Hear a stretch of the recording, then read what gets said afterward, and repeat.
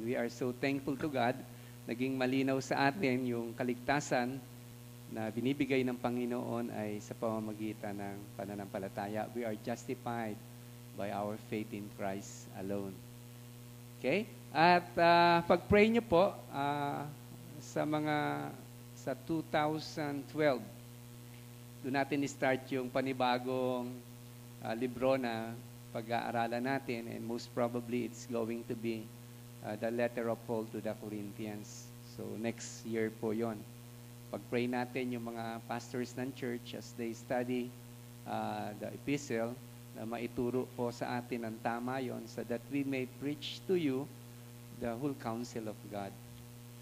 At meanwhile, ngayong November hanggang December, we will give topical preachings or topical outlines.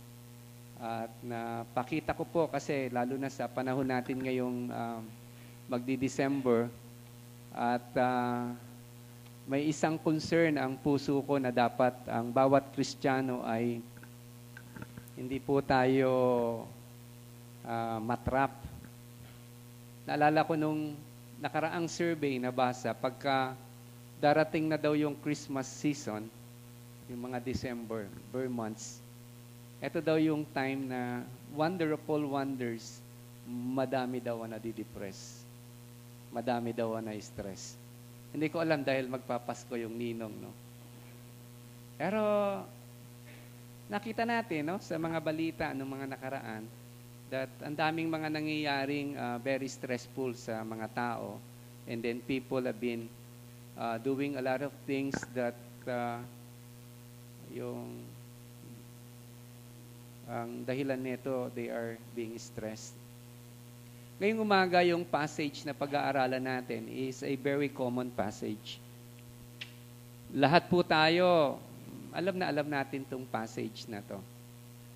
At ang prayer ko lang ngayong umaga, sa pagtalakay po natin itong pag-aaralan natin, buksan po natin yung ating isipan. Sabi ni Jesus sa Matthew chapter 7, ang isang taong matalino, nakikinig ng salita ng Diyos at gumagawa salita ng Diyos. Kasi ngayong umagang, tatalakayin po natin yung pagkakaroon ng worry-free life. Pwede po bang pakiulit natin yon? Worry-free life. Sa umpisa pa lang, no, pag-title pa lang, kung hindi mo kasama ang Panginoon, masasabi mo agad imposible. Sa dami ng dapat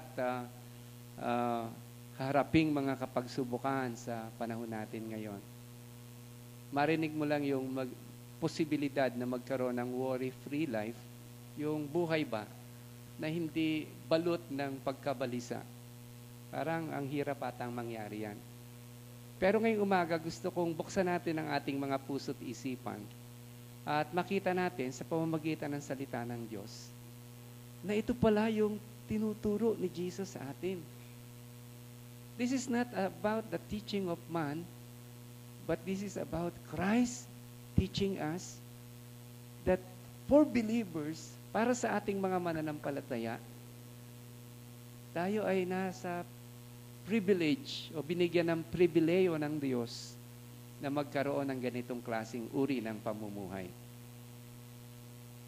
Kaya nga ang Pilipinas, no, challenge talaga sa atin to. We've been declaring throughout ages that the Philippines is the only or the Christian nation of Asia. Pero nung nakaraan, naalala ko, narinig ko sa news, dun sa umagang news, 6:30, yung kay Ted Filon, sinabi niya na ang Pilipinas daw number 1 sa stress. Ang dami daw na stress. Kaya nga, gusto kong sa panimula pa lang sabihin sa bawat isa, mga Kristiyano, mga mananampalataya, talagang kailangan buksan natin yung ating isipan upang maunawaan natin yung posibilidad na pwede tayong mabuhay dito sa mundo at maraming mga kapagsubukan na nararanasan araw-araw. Pero marunasan pa rin natin yung katotohanan ng salita ng Diyos na pwede pala tayo mabuhay na hindi tayo balisa.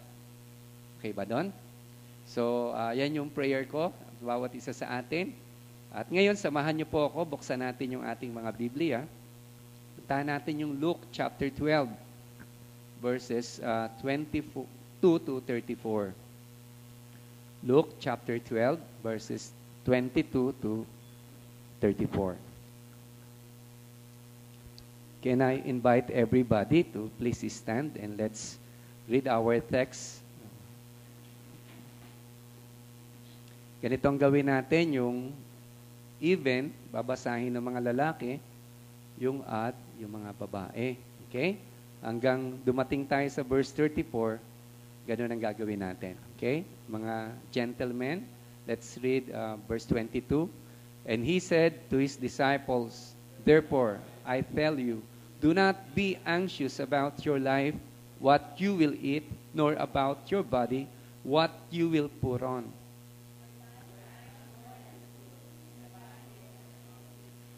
Consider the ravens. They neither sow nor reap.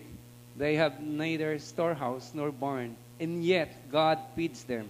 Of how much more value are you than the birds?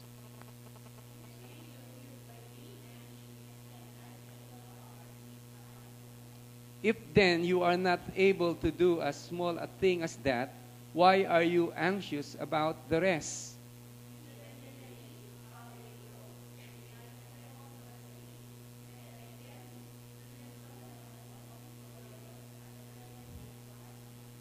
But if God so clothe the grass which is alive in the field today, and tomorrow is thrown into the oven, how much more will He clothe you, O you of little faith?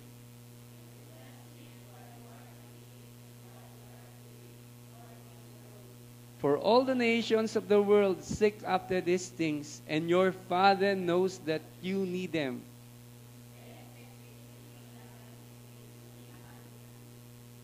Fear not, little flock, for it is your Father's good pleasure to give you the kingdom.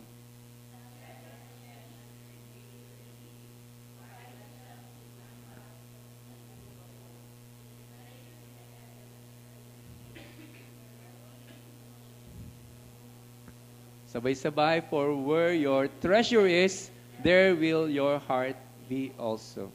Let us pray. God, our Father, we ask your blessings upon the word this morning.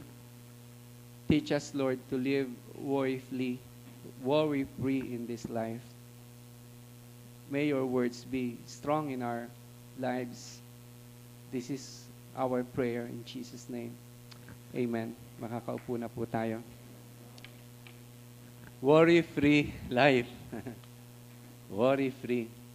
Pwede kayang mag-survey. Siguro sagutin nyo na lang sa puso nyo to. Kamusta na po kayo ngayon? Puso ba natin ay puno ng bagabag? Ang puso po natin ba ay puno ng mga pagkabalisa? O kagaya ng nabasa natin ngayon, posible pala na ang puso natin ay mapayapa sa Panginoon. Kamusta na po tayo ngayon? Importante na makapakinig tayo ng mensaheng ito. Although sa ating mga Kristiyano, sabihin natin, uy, paulit-ulit ko nang nababasa yan. Diba? Alam ko na yan. Narinig ko na yan. Nabasa ko na yan. Pero ngayong umaga, dalawin nating muli itong passage na to. Tignan natin kung gaano na siya ka-powerful sa ating buhay. Gaano natin nalakaran.